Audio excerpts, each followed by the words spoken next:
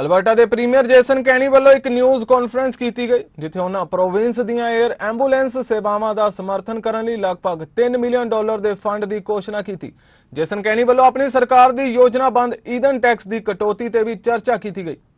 Longer than acceptable wait times in many cases, and that's why Alberta's government, listening to Albertans, has put in place an action plan to improve EMS services and expand them right across the province. We did so in this year's balanced budget, the first balanced budget in 14 years, with a $64 million increase in annual funding for EMS, including a $28 million increase in support for ground and helicopter air ambulance services. We've also appointed a task force co-chaired by MLAs Tracy Allard and R.J. Sigurdsson, together with the involvement of MLA Tani Yao, himself is a former paramedic, and many experts in the field, to advise the Department of Health on how to fix some of the problems that exist in our EMS system, and they're already taking action. I know Minister Copping will detail that. But we know that in this community and in Fort Mac, when I'm in this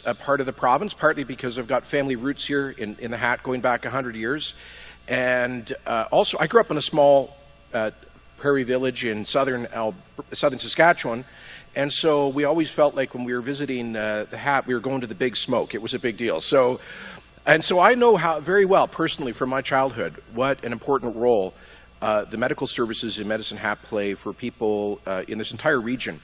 And that is why I'm so excited to be here today. Let me begin, though, just with a word of gratitude on behalf of Albertans for the fantastic work behind Medicine Hat-based helicopter airlift operation HALO, which for many years has saved lives.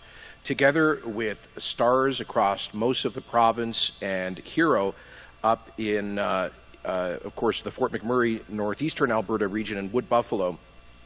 These are organizations that started as volunteer, nonprofit, charities, have been supported year in and year out, good times and bad, by local communities through huge voluntary contributions and great professionalism by the medical professionals who staff these air ambulance operations. And they literally do save lives. In this big, far-flung province, where so much of our economic and social activity happens far beyond the reach of our big cities, we need air ambulance services, first-class air ambulance services that can get to people when they're facing a medical emergency and get them the best quality health care in a hurry. And that's exactly what you do. I understand that last year, HALO in 2019-2020 flew 38 missions, so every year, dozens of times, this helicopter lifts off and goes somewhere in southeast Alberta to help save lives, and lives truly are saved